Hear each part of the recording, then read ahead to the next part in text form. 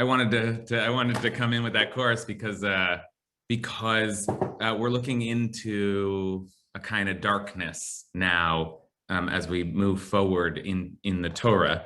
The book of Numbers is a very scary book. It's a very scary book. I think you kind of have to say it's my favorite book of the Torah of the five, because is it the best book of the Torah? It's like hard to beat Genesis and Exodus, but if you're a cool kid, you got to say, you know, the indie band, the alternative choice, and Bamidbar is the underrated book of the Torah, and the storytelling in Bamidbar, the book of Numbers, is so wild and intense and angry and dark. And so I love it. I mean, do you like, by a show of hands, who likes horror movies? Who likes horror movies? Not everyone. It's a big divide. It's a big split in people, right? If you've ever dated, if you are one and you dated someone who's the other, then it's like, oh, okay, we can't do this, or please don't try to do that to me, right? Because it's a taste thing, whether you want that intensity. But if you want it, the Book of Numbers is here to offer it, and we're going to look at a kind of horror story today, or at least a story with Gothic overtones, right? Okay, so just get your mind ready, brace yourself. Let's say a blessing over our Torah study today. Baruch atah Adonai Eloheinu melech haolam asher kitshanu b'mitzvotav v'tzivanu la'asok b'divrei Torah. Thanks to God for allowing us to come together in this way. Okay, so, oh man, what a story we're going to look at today. And I told you to brace yourself. You know, I've been thinking about this story all week. I once met a mathematician who said, before I made my way in the world, I met this mathematician, and I was like, what's it like to be a mathematician? He's like, you know, it's great. I do some of my best work in the hot tub, you know? And I said, wow, I want that life, like that. What? By which he meant to say, like, a lot of my job is just, I'm thinking in the background while I'm doing other things. And that's how I felt a little bit. I had that job this week. I was thinking about this story all week long because it is so vexing, so difficult. And it really is difficult and even potentially offensive right from the start. It's the story of the great fight between Miriam, Aaron, and Moses, the three siblings who are part of the Holy Family, right? All prophets in different ways, and that's kind of part of the point. And that's that we're going to get into that very quickly. So I just want to say one other thing by way of context, something that's just good for you to know, so that we're just going to read no commentary today. Just chapter 12 of the book of Numbers. Here, let me give it to you. Chapter 12 of the book of Numbers is this little story, this little succinct but very perplexing story. And I have to now make it linkable. Hold on. And we're like, it's dense enough and difficult enough that I just want to move through it, and together maybe we can do a reading. We can come up with some kind of reading of this very, very perplexing and ugly story in many ways. The one piece of context I want to give you, and let me give it to you now. The one piece of context that I want to give you is here. Let's go in and take a look. So we're going to look at Numbers chapter 12. Let's take a look. Right before then, it's important to note, just in the book of Numbers in general, here's like just an important reading tip. I just said the book of Numbers is like my favorite book of the Torah, but it's pretty, dare I say, boring for 10 chapters straight. I mean, when I say boring, I don't mean to insult the Torah. She starts with a census. So she means to be a little tedious, right? For 10 chapters. And there are glimmers in those 10 chapters of the horror that we are to, there are cases that deal with extreme situations, domestic fights and extreme vows, but mostly it's just like They march from the mountain of the Lord a distance of 3 days, and et cetera, et cetera. So it's the movement of the camp. It's the details of the camp. But then there's this break. And you've heard me speak about this before if you have been at Ikar Shabbat on this week when I spoke a couple of years ago. There's a break here that is signaled in the Torah. It's one of the coolest things in the Torah. It's signaled by 2 upside down nuns. See these here? And they look like brackets, don't they? And they were meant to look like brackets, but I think it's hard to say because it's not a printing tradition, it's a scribal tradition. But I think the upside down nun is meant to function as a bracket. And you'll see this in the Torah itself. And it's just like these hovering little nuns. Very cool. But what's especially important about that is that there's clearly some recognition, scribal recognition, that the first 10 chapters have been, dare I say, boring. And now there's a break, and now the action really starts. And how does it start?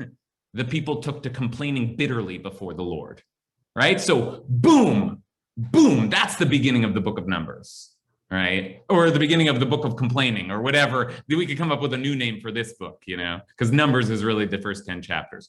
The only other thing that I wanted you to know that, and the only other thing that I want you to know is that one of the things that happens in this one chapter between that beginning and what we're going to look at today is that there are other people starting to prophesy in the camp.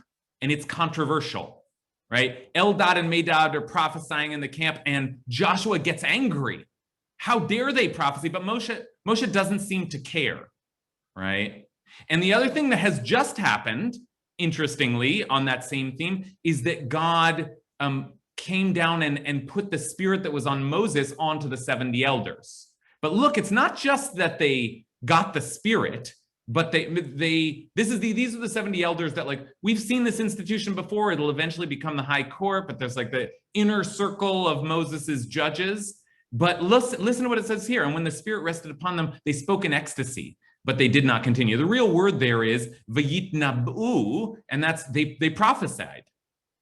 Okay, they prophesied. I don't know how to say. Is it prophesied or prophesied? I don't know. I think different people say it different ways. But okay, so you need to know that it'll be important context. There's some rumbling, like emergence of other kinds of prophecy in the camp. That's crazy, since isn't it just Moses? Oh, but wait a minute. It's not just Moses. It's Moses and Aaron and Miriam. There's lots of prophets there. Okay, so now we're gonna start reading. Any questions before? That was my 10-minute diatribe. Any questions before we rumble in?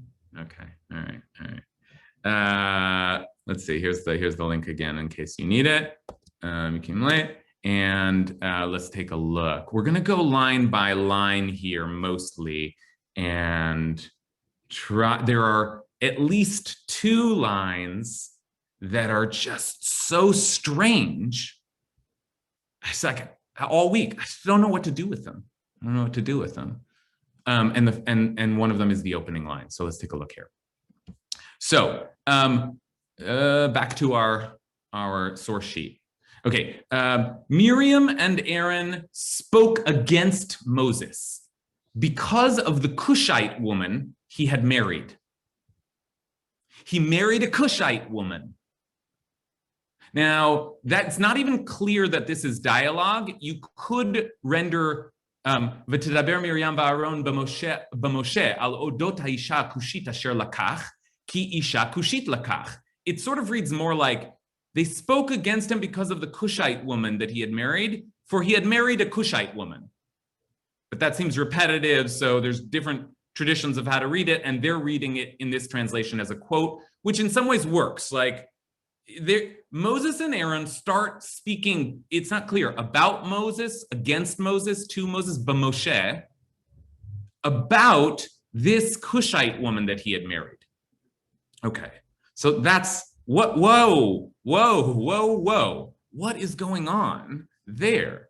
Now, this is, the Cushite word is loaded by history. Because by the time it arrives to certainly the medieval period, although it's hard to, let me finish the sentence. By the time it arrives to the medieval period, it already has a racial connotation. And it retains that today, even in modern Israel. It's like a slur. It's not like N-word, but it's bad. It's like, it's not colored either. It's not as light as that. It's somewhere, it's just like it's slur and Kushi, right? So it has that now because it's like gathered that, so it's usage over time. But in the rabbinic period, it's a little hard to tell because they don't really think racially as much as nationally. But in the biblical period, it's clearly not a racial term, though some of the, like, I've seen people read this as like they were being racist, and I don't think that's exactly right to the Bible, but there's definitely something going on where Miriam and Aaron are saying, you married a Cushite woman. What'd you do? Go marrying a Cushite woman. Now, and Cush, by the way, and here's where the racial kind of like history comes from, it eventually gets assigned to the region of, we think of as like Ethiopia, which is a region that is in conversation and dialogue with the Middle East, right? It's just a kingdom. In the book of Esther, we speak of Mihodu vad Kush, and they translate that as from India to Ethiopia, but that's not exactly what it was. But anyway, it like could be that it was a region, a nation, and in fact, a kingdom. It's spoken of that way. That was African, what we would call African. Okay, now, okay, let me just start opening up the conversation here. What are they saying? What is going on here? And let me just give you some of the tools of just like the interpretive tradition. There's a big debate in the tradition whether or not they are speaking about Zipporah, Moses' wife. It was the only woman we know that Moses was with until now. But then there's another way to read it, which is that Moses took a second wife. But from where? And they're incredible. There's like legends that even Ezra quotes a legend that Moses spent some time that we don't know about ruling, 40 years ruling over the land of Cush. He became the king of Cush, right? Rashi's renderings, interestingly, are that it was Zipporah who was darker, but she keeps saying she was so beautiful, she was so striking, right? So that's like a strange mixture of kind of racial kind of assignments there, but let's just go, we're in the text. Forget about the history that this word has accrued. What are they saying? How do you read this? Are they angry about Zipporah? Oh, and I should say one other thing. What do you mean they're angry? This Cushite woman. Even within that debate, there are debates about, well, why were they angry? And the rendering that Rashi gives is Moses wasn't spending any time with her. Moses had stopped having sex and his wife was abandoned. And so there's a whole reading that's like they're taking Moses to task for his asceticism. So it's like a lot, you can tell. It's like this quickly goes in a million directions because it's not clear what's going on. Does anyone have a read of it? Let's start with Florine. I want to go back to the Nun. Somewhere in the future Parshot, the Nun is tilted in the Torah, and it means fallen. And in this example that you gave, where the Nuns you think are used as brackets, they're still sort of standing upright. But for me, there's a signal here. There's a signal that the Israelites are moving into a great period of controversy and that the Nun might fall again. Yeah, that's right, that there's a kind of signaling here and that controversy is a good way to theme many of the chapters that are coming up. Conflict, anger, argument, disagreement, challenge. The great challenge of the book of Numbers, Korach's rebellion, trying to overthrow Moses and Aaron. Okay, and this foreshadows that, right? So, okay, Noah, Pollock? Yeah, a couple things on the Miriam Aaron issue. It's always troubled me. Why are they complaining that Moses was married to a specific outsider, either from Cush, elsewhere it specifies Cush here. But why is that such a big deal that he found a woman he loved, married her, even though the woman wasn't of the Judaic tribes? And on the Nun issue, I just wait. You just said something too brilliant to keep going. Sorry, because that's wait a minute. That's not like a traditional read, but Noah said something that's so. Once you say it, it took me. I'm thinking about this problem all week. Once you say it, it's like, oh yeah, that's it.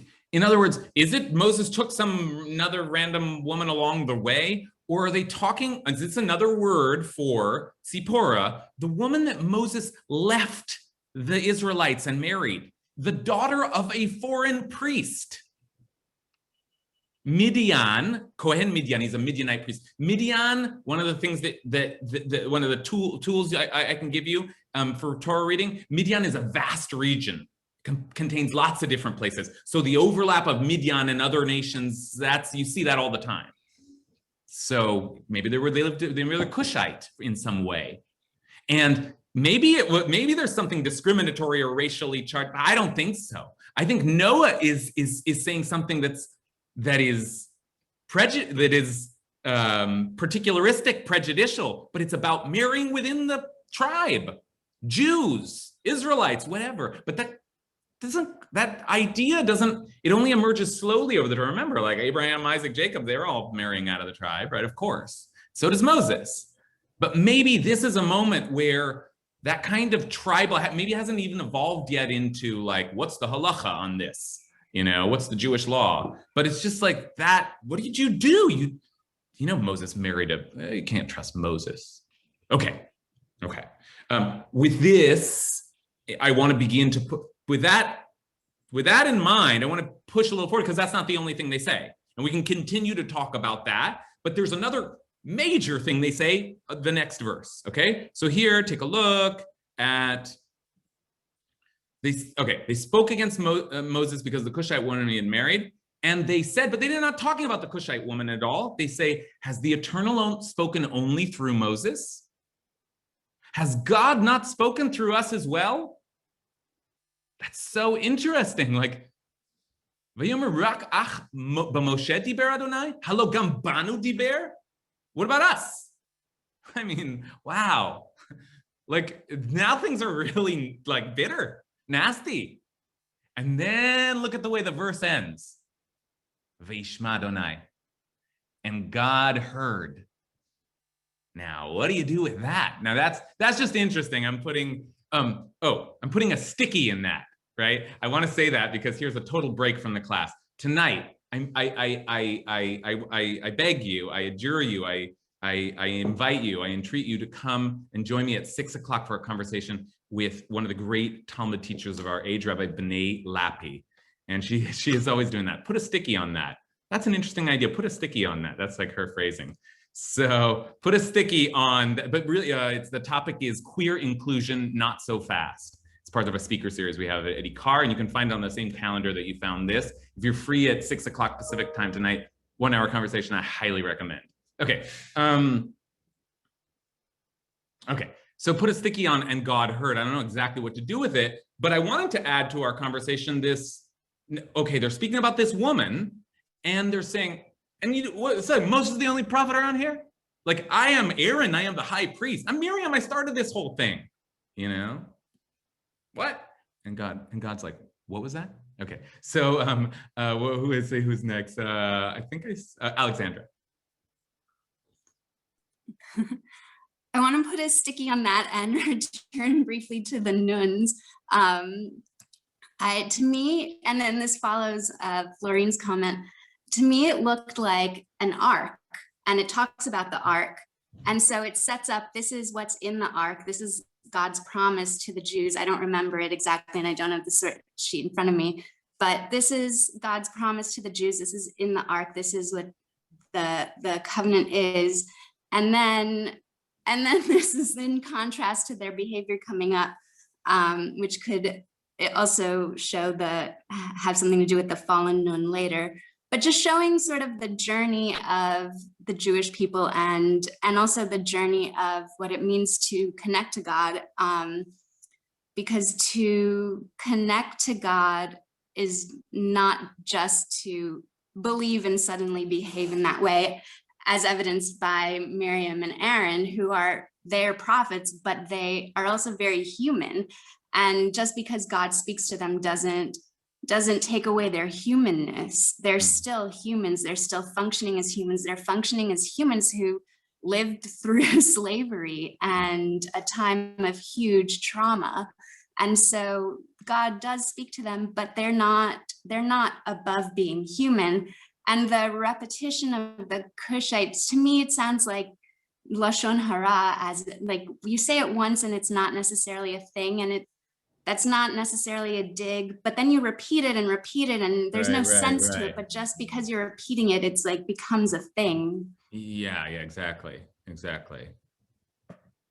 Right. There's a difference between saying like, oh, your Italian wife, and saying like, you married that Italian wife, right? So, right, that's interesting. Okay, so I want to just extract from what you said an important framework for thinking about like that arc that was the last thing we read about before, and the marching of the camp is all a way of saying that, okay, we did it. We're a nation now. We got our Torah. We have our leader. We've got a high priest. Women seem to like march after Miriam, right? We've got these sorts of like figurehead, like everything's kind of established. We got our tribes. Like there's an order to things. And exactly right now, it's as if, can you trust that order? No, because now it's human life and things are going to start to crack, and including let's call them the royal family, right? Like, right? Like, and Moses is Queen Elizabeth. Only Moses is Queen Elizabeth, that's God, that's who God picked. But Aaron is the high priest, right? That's not, I'm not going to keep going I haven't watched enough of The Crown, to like map it all out. But you can play. This is the Holy Family. You know what I mean? As I saw someone they just typed in the chat, they hate like a family, the Holy Family. So even there's like, now this is a real drama, like it's a real family drama. Okay, let's take one more comment and then we'll read a little further. Marianka?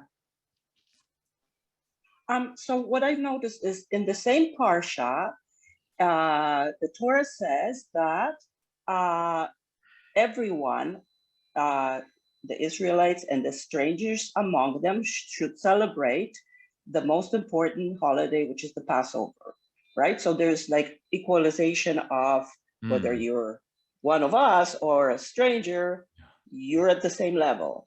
And here it seems that both Aaron and Miriam are pointing out to Moshe that he married an outsider. And maybe that is one of the reasons that God gets so angry with them. Wait, okay, I'm not sure I followed the last link, meaning I'm really interested by the idea that the Pesach is like kind of an equalizer, right? There's like a theme of like equalizing on the one hand, but then on the other hand, not going outside of the tribe.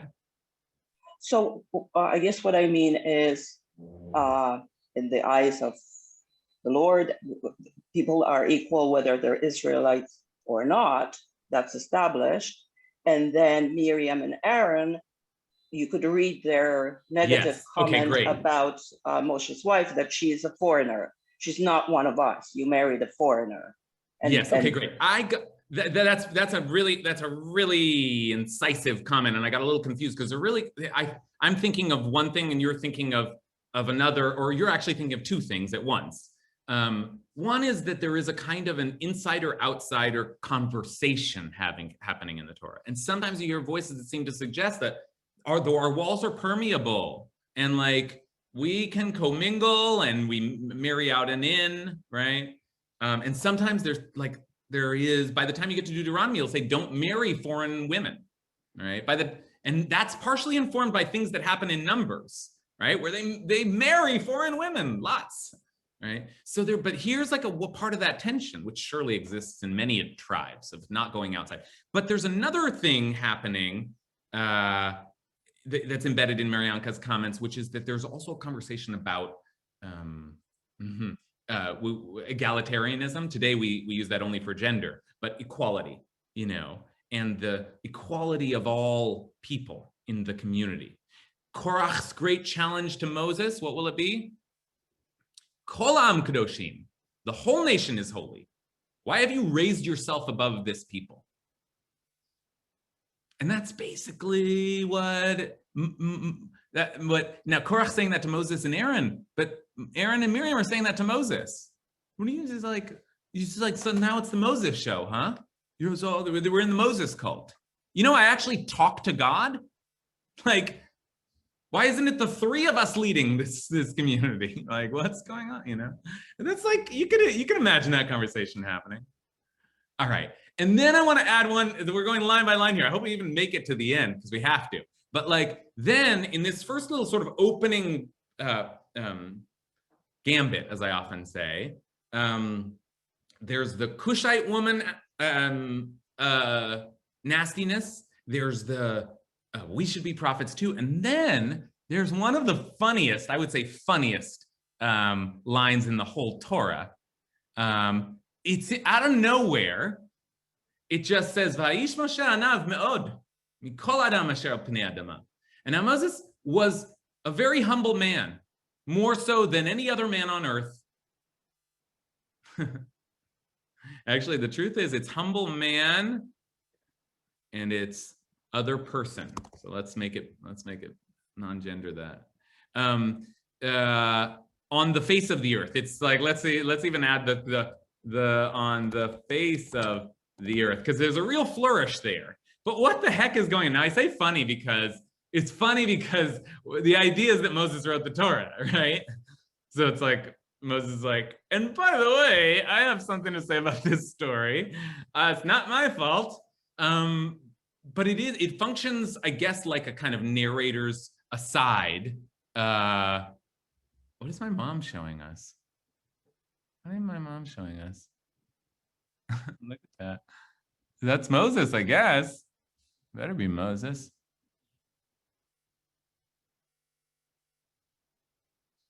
Including his wife and everything. Oh, this is a picture of Moses imagined with a Cushite wife, like a representation, an image. That's interesting, right? So there you see that history has played with that, with those words and the nationalities and the racial identities. Yeah, really interesting. Thank you for that. Okay, where was I? Okay, so this line functions a little bit like, I think, a narrator, right? A narrator saying, you know, I should tell you for the purposes of this story, and I guess it does become important. So keep it in mind that something you're supposed to know, or I don't know, how else do you read this? That suddenly the Torah says, and Moses was the humblest person on the face of the earth. Anyone ever read on that? Anyone pop up since? I see Yonatan and Matt, and I see Leah also. Anybody, Yonatan? Sure. Yeah, I mean, I think there's a huge callback in this line, in this whole passage, to Moses's personal revelation at Sinai, right? Where the people, including Aaron and Miriam, couldn't handle that level of intimacy with God, right? And said, no, Moses, you go talk to God, and we'll just chill here. And for Miriam and for Aaron, it's really about the prophet, but for Moses, it's about the prophecy, right? That there's a job to do. We need this prophecy. We need this revelation. I got to take it back. We got to live according to it. But what Miriam and Aaron are seeing, probably also the rest of the people, is this guy just went up to the mountain, came back down to us, and told all of us that we can't marry foreign women, right? That's right in the Torah. But he went and married a foreign woman. Like, why does he think that, like, he gets this own personal revelation, that he gets to do what he wants? We have to live by his rules. Like, what about us? Like, we're cool people too. And I think it does take a lot of humility for Moses in that situation, right? If he's gotten this revelation at Sinai of everything that has been, is, and will ever be, to be like, nah, like, I just got to give these people the space to vent, right? I got to give these people the space to not understand, and understand that that's what's going to happen to them. Yeah, that's very elegantly narrated there, Yonatan. I appreciate that, because I think you're articulating two voices that are going on at once, in very quick succession. One is the voice of, my God, like there's just a charge being leveled here that could be taken quite seriously. I'm watching The Vow now. You see The Vow? It's about like a cult. And it's like, yeah, like the cult leader always ends up, sleeping with everybody. That's so maybe this is what it is. It's like, so what's going on in your, and there is some truth to the fact that like Moses is saying that he's an exception to certain things, right? So you can start to think, and now they're leveling a charge of like, you're making this all about you. Well, does Moses make it all about him? These are things that you might start to think about someone who is not just the leader of a community, but the leader who talks to God. The problem, and at the same time, I do think Yonatan's reading right, that the Torah wants you to say, yeah, you might think that. That's not where Moses is at. That's not who he is. For the purposes of our narrative, right? And some of you, are documentary hypotheoreticians and would say like, oh, well, this line was inserted, but whatever. Even if it was inserted, whoever inserted this line, it wants to cool the energy of that part of the story and say, wait. We're not actually talking about Moses, the cult leader who sleeps around. No, Moses is dealing with, and by the end, I think you will be convinced that Moses is not a megalomaniac anyway. All right. So okay. So we're gonna keep moving forward.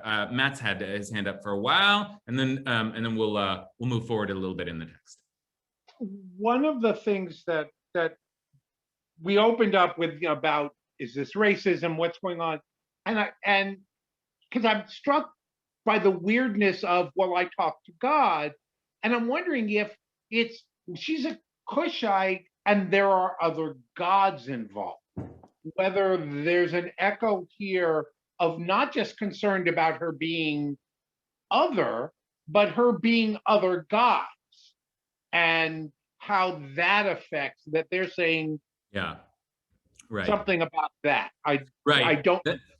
That's great, Matt. And what's so great about that, first of all, is that there's a common association that the Torah's actual concern does not seem to be, you got to stay in the clan.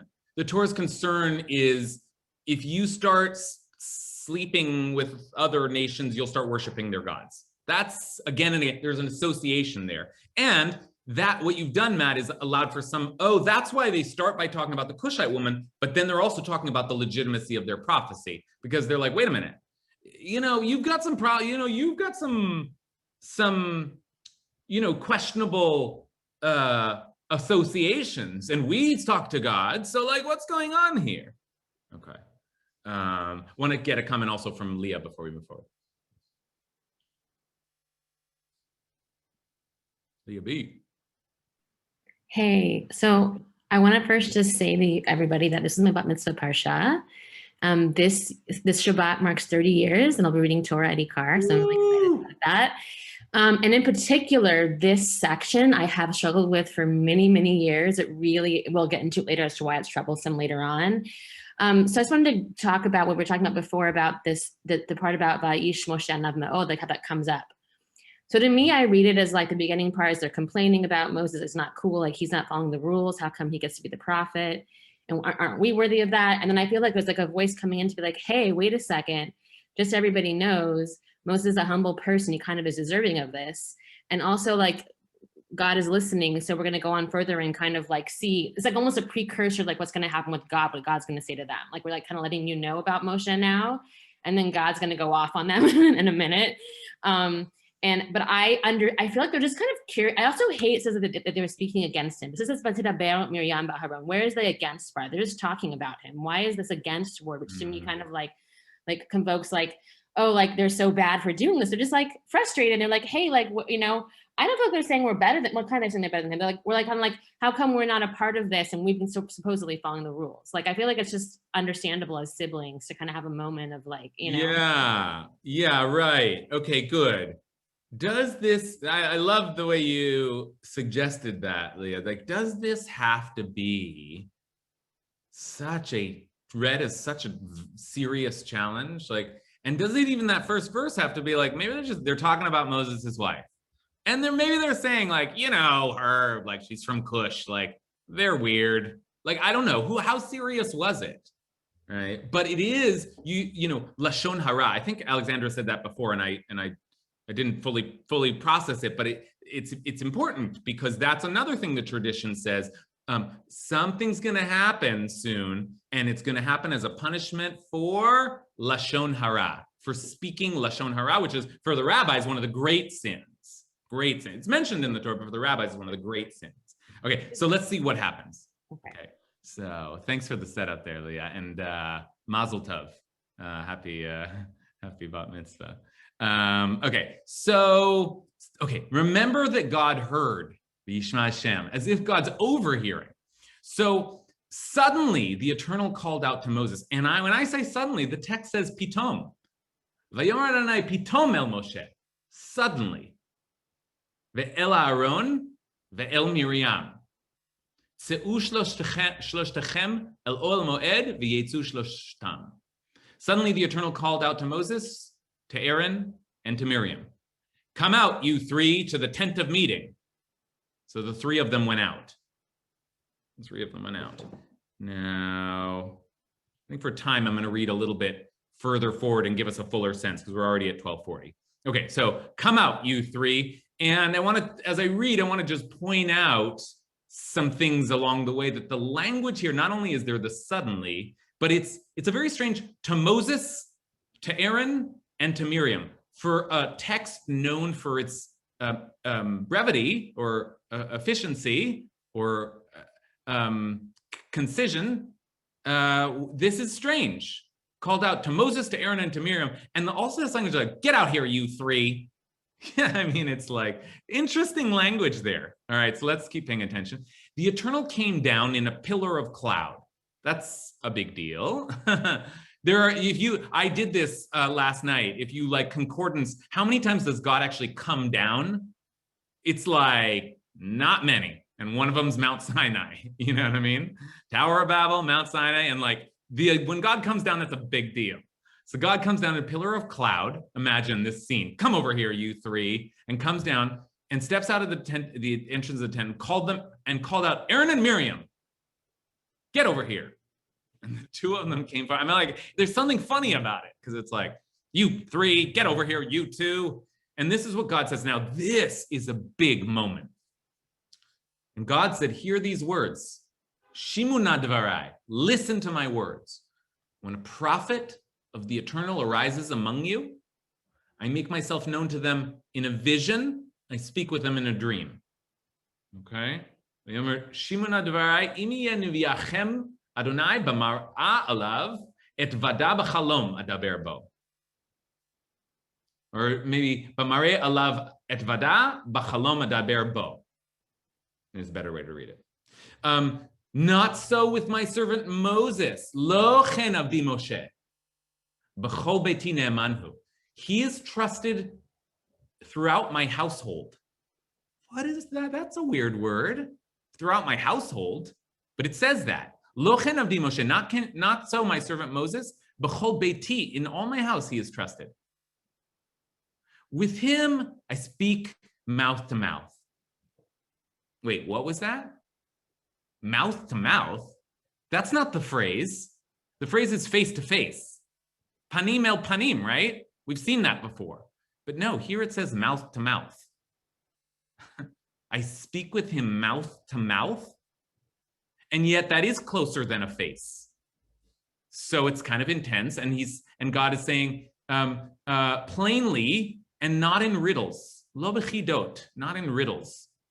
And he beholds the likeness of the Eternal. Utmunat Adonai yabit. What? Can I just show you my face right now? What? What?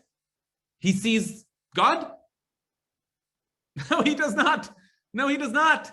That's not possible. And in fact, Rashi on this spot says he sees the back of God, because we already learned that nobody can see God and live, and he asked to see God's face and God said no. So, whoa, that's like, you can't do that. That's not our religion. Mouth to mouth, like, what's God doing? It's like bizarre. Okay. And let's just finish this up, and then I want you to try and tell me what God is so upset about. How then did you not shrink from speaking against my servant Moses? How dare you? Why didn't you fear from speaking about my service? Shrink isn't. Why didn't you fear from it? How come you didn't fear from it? Let's change that. And then v'yicharach Adonai bam v'yelech, and the Eternal got angry and left. I mean, you can't write this stuff unless you can, unless you're Moses, right? Like, and the Eternal got angry and left, right? And this I should just add, and then we'll open it up, because that speech is pretty okay. So that's a response, and we have to figure out, what is God saying here? What is God actually? You know what? We're not going to read forward. What is God saying here? What is God so upset about?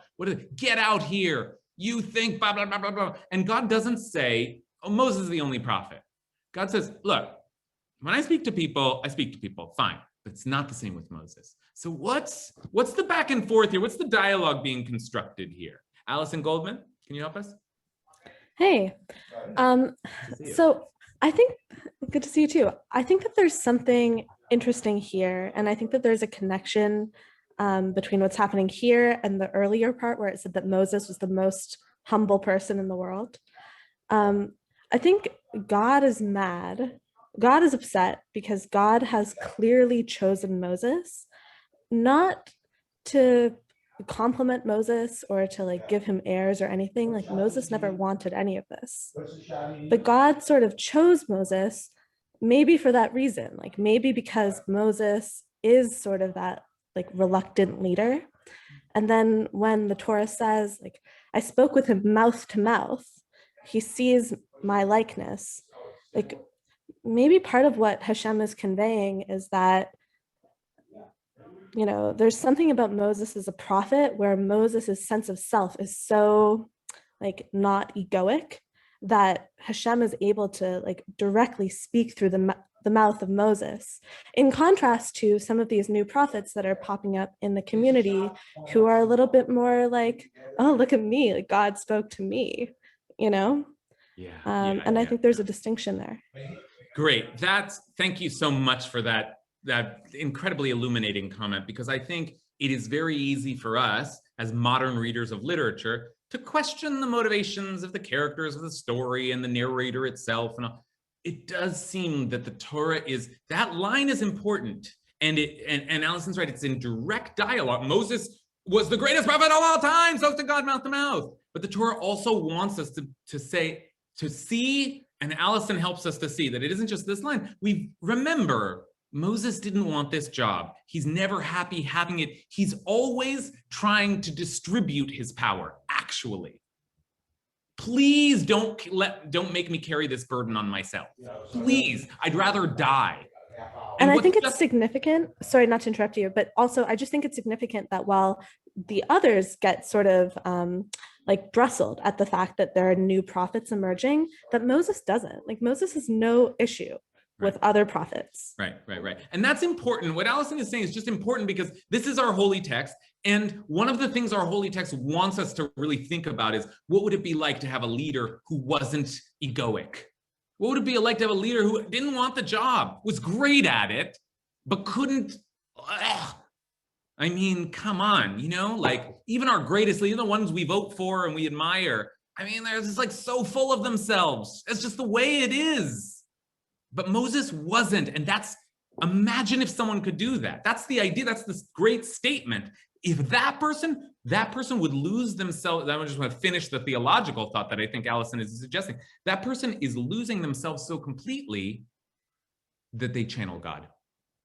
God can speak perfectly through that person because they don't have any They're not having any self that they're bringing to the table. Now that's not a real person almost, like that's a lot to digest, and makes us nervous to think of people being presented in that way. But the Torah wants to present one person in history in that way, right? Lo kam b'Yisrael kamoshe od. Never again in history did a prophet arise like Moses. Navi umabit et tmunato. A prophet who saw this word, the picture, the very picture. And in that sense, Moses saw God. Okay, that's okay. Woo! All right, things are getting a little lively in here. Let's push a little bit forward because we're gonna run out of time, and if we don't finish this, that would just be terrible. Okay, the major event hasn't happened yet. Major event. Right? God's angry. God makes a major statement about who Moses is. Major event hasn't happened yet, and here it happens. And it happens in the strangest way, almost like God's left, and it's almost like in God's wake. This is what happens. Take a look. They went out, God said all these things, and God got angry and left. And as the cloud withdrew from the tent, there was Miriam, stricken with snow-white scales. Mitzorat kashalig. She is the first person that we have seen in the Torah to get sarat, the thing that this strange spiritual disease that we talk about in the book of Leviticus. Not the first person. If someone's probably thinking that Moses has his arm turned into tzarat, but okay, that's not real. That's just like a trick. But she is struck with tzarat. We don't see anyone else struck with tzarat. One of the leaders of Israel, one of the prophets of Israel, struck with this terrible disease. And when Aaron turned towards Miriam, he saw that she was stricken with scales. I don't like this scales translation because the word here, and it's hard. We translate it sometimes as leprosy, tzarat, but that's not an accurate translation either. It's just this weird spiritual disease. Oh, one of here's an aside. The rabbis say that tzarat, mitzorat, stands for motzi shem ra, someone who speaks lashon hara, right? They play with the language here to make a connection. Like when you speak lashon hara, you get tzarat. All right, that's some rabbinic work there. Okay, okay. Now let me just finish this drama, and then I'll open it out to you because it's pretty intense. Miriam just got struck with a potentially fatal disease. Just for saying what? For saying that Moses, what about that Cushite woman? And has God only spoken? And hello, what's the main problem with this punishment? What's the main problem? Anyone? Aaron. What about Aaron didn't get punished? What's going on? Aaron did it. What? So that doesn't make any sense. That doesn't make any sense. And I don't know what's going on. Maybe, if you read it, you would think, I guess Miriam spoke more. Or, I mean, is it sexism? Like, but in what way? Like, punish the woman for this? It's very hard to understand. And then everybody springs into action. And soon we're going to get to the most famous line in this, Moses' great prayer. And I got to say, Aaron and Moses both respond to this moment, I would say, admirably. All right, because Aaron is complicit, but take a look at Aaron's role here. Aaron, remember, God spoke immediately, and so does Aaron. Aaron sees this and immediately turns and says to Moses, "Oh, my Lord," meaning Moses, you, be Adoni. Al na tashet alenu chatat asher noalnu asher v'asher chatanu. Don't account to us the sin which we committed in our folly. We were foolish and we sinned. Please let her not be as one dead. Al natihi kamet, who emerges from his mother's womb with half his flesh eaten away. Don't let her die. Don't let her die. Moses, we screwed up here. Do not let her die. It's an intense moment. I mean, these are siblings. You can feel the panic here. And Moses Same thing. Moses cried out to God. This is like Exodus language. V'yitzak Moshe Adonai. So Moses cried out to the Eternal, saying, and this has become a famous prayer, El na refana la. Please, God, please heal her. Please, God, please heal her. Famous prayer, five-word prayer. El na refana la. And one thing I noticed this year, by the way, this is another aside, I can't help myself, but I've been thinking about this all week long. One thing I noticed this year is that the first two words of Moses's prayer, this is for the hardcore, the nerds in the crowd. The first two words of Moses's prayer, El na here, are almost exactly the same as the last two sentences that Aaron spoke in. Al na, it means something slightly different. Please do not. Please do not. Please do not. And Moses says, please, God, with the same, almost like, it's like, and this is why Moses is who he is.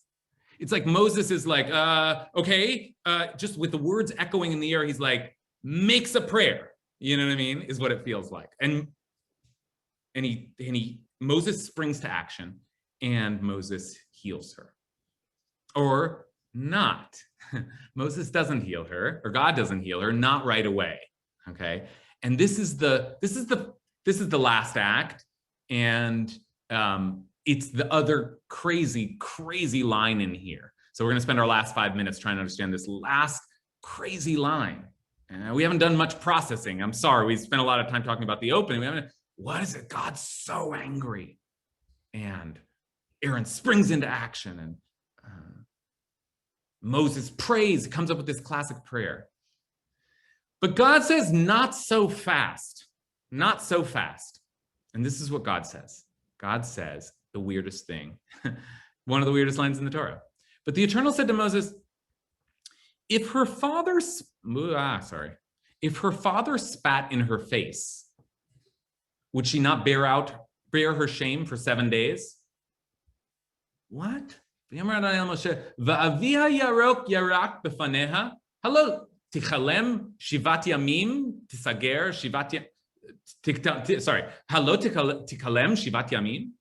If her father spat in her face, would she not bear her shame for 7 days? Let her be shut out of the camp for 7 days, and then let her be readmitted. Meaning, okay, I will heal her, but I'll do it in 7 days. Or I don't know. Actually, the commentators debate. Maybe God did heal her, but said also get out of the camp for 7 days, because after all, tzarat is an impurity. That's the way Leviticus speaks of it. So Miriam was shut out of the camp 7 days, and the people did not march on until Miriam was readmitted. And they all waited. 1 week they waited for Miriam as she, bore her shame. And after that, the people set out from Chatzirot and encamped in the wilderness of Paran. Okay, now we have what, like 3 minutes, and we have to figure out this whole thing. But I'd like to focus on, it's clear that God is angry, and it's clear that God is demonstrating that Moses is the prophet, and you have to respect that. And it's maybe that God's overreacted, and it may be that we don't know why Aaron hasn't gotten punished. But it's an intense moment, so much happens, and then God says, whoa, I don't want to heal her right away, or we can't resolve this right away. If her father spat in her face, wouldn't she be ashamed for 7 days? So let her sit outside for 7 days. What the heck does that mean? Does anyone, and please, someone have a read on that? Noah.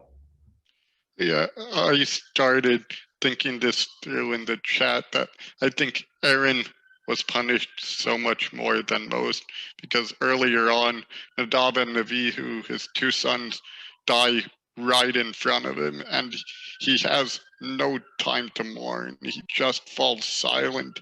And now he's seen his sister struck with this disease, and he's thinking, I really don't want to see more of my family die right before my eyes if something can be done to prevent it. So he talks to Moses, trying to avert that further punishment, and Moses comes with this great prayer that's still said today. And Moses, sorry, I didn't hear the last part. And Moses comes with this prayer, El Na Refan Allah, that we still say today. Yeah, there's okay, this is good. This I think takes us some of the way there. There's a family crisis here. There's like a real, suddenly it's like they're fighting, they're siblings. They're talking smack about each other's partners. I mean, yeah, it's really ugly, but suddenly God heard and God got involved. And God's like, God, I don't know why our God is so angry, but God, boom. And because God, I don't know why God's so angry, but maybe God represents the like, this is not good. This is destabilizing. You're going to upset the whole system. We are trying to get through the desert here. There's one guy who can do it. Shut up, maybe. But yeah, Moses and Aaron do seem to be, there is a way in which Moses and Aaron seem to be saying like, we gotta figure this out. We gotta contain this now and come together as a family now, right? But it's like I want to ask this question one more time, but then God says, not immediately. Let's take 7 days. And gives that bizarre image of the spitting in the face. What is going on there? Let's take one more comment. Hannah, do you have a thought? I don't have a thought directly to that question. Is that okay? Or do you want someone to address that? No, please. So I just think I have two quick things. One is that I think this is where Moses's downfall starts, which is that he's the most humble, whatever. And you said a lot of nice things about him. I have a lot of questions about him. And one of them is that I think then he's on this pedestal because of this. And that goes before his fall. Then it's in this book that he disobeys God, and that prevents him eventually from being able to be led into the promised land. So I wonder about this hierarchy actually being the thing that builds him up only to then be his downfall. And that leads me into my second thought, which is that I think a lot of this is about hierarchy and about systems and processes. And in this Parsha, we also get all of the order in which people would set out when people moved. So this cloud of God would lift, and then the troops would set out, and they would set out in a really specific order. And I think there's a lot in this Parsha and in this book about order and having a system, and that the hierarchy is God, Moses, Aaron, Miriam. And when you're at the bottom of that hierarchy, you just have to take the brunt of the responsibility. You can call it, maybe it's, and I would argue a lot of that is patriarchy, but that's me. And I think that the way it works is you take the fall because you're the lowest on the totem pole. And so then the way that the communication goes is through that hierarchy. She talks to Aaron and says, save me. Aaron talks to Moses and says, wait, save her. And then Moses goes to God. That you have to go up and down this ladder essentially. And that's where she ends up, at the bottom. And God is just reinforcing this is what the hierarchy is. And what's ironic, I think, in some ways, then that's what sets Moses up for his eventual fall, is God saying, you're at the top, and people need to respect that. And then in the end, it's his own downfall. Wow. Okay. That's a totally totally different and systematic reading of the whole power structure there. Interesting. Okay, let's take one more comment. Max Brodsky. I just have two questions. The first is, it's not clear to me in the text, maybe someone knows or there's readings about it, but is the sinning that happens in the beginning public? Because I read it as being private. So just the question is really, is the sin ultimately a private sin between two siblings, talking about a third? Because then it seems odd to me that that God chooses to make the punishment so incredibly public, right? My second question, or my second thought about all this is like, why? Well, actually, let's leave it there. Great. Okay. That question is a very helpful question to end on, because there is this tension. I mean, and Hannah's comments take us to the very public, the very national, the very statecraft questions, right? Hannah reads this as like a power structure. And that's right. But also, it's a family. It's just 3 siblings. And they've been together since they were young, and they've saved each other's lives, and they're siblings. And actually, they have all been elevated in this journey. Right? They all have great gifts. And it feels like a private affair. And there is some tension. It's not clear what is God's God's agenda here? What's God's? So I think that this question actually, it's something just like clicked for me. I was thinking about this all week and thinking about this all week. And the only way I can explain this comment of God's, let's put it on the page one more time, where God said, if her father spat in her face, would she not bear her shame for 7 days? Now, I'm not sure exactly what that means and where that image comes from. But one thing's clear is that God is saying, I'm like the father here. You're my children, the three of you. We're a family. And I know it doesn't make sense because I'm God, so you actually are real siblings. But we got in a family conflict here, and I think God is almost even implicating God's self. Like, it's like if your father got angry and spat in your face, that would be kind of embarrassing for him too. But it would be like the whole family needs to take a break for 7 days. Like, this is, whoa. I mean, wouldn't that be a shameful affair? And I think the very personal language there at the end is God saying, hey, we're a family, and we're a dysfunctional family. We have stuff to work out. And they're going to be working that family drama, because I think it applies to these three siblings, sure. But it really applies to the whole people of Israel. And that conflict between the Hannah's vision of the people of Israel, which is a state vision, a power structure, and then like the idea that like, no, we're a family, we're still a family, right? You're my brothers and sisters. We're all together. We're siblings. We're all siblings, aren't we? Right? So how can we tear each other down? And I think that is contained here and God is not clean. I don't think God is clean here. God is maybe implicated in the like, a family needs like to take some space from one another sometimes before they can move on. So let's just let this sit for 7 days. Now, man is right. Miriam takes all the guck, like literally, but it's a family drama. It's a family drama. Yeah. All right. Lots of drama to come. Thanks everybody for joining us today. Sorry we went a little over. And please join us tonight if you are free at 6 p.m. I'm telling you, really, really exceptional thinker tonight, Rabbi B'nai Lappi. All right. I will see y'all next week. Bye.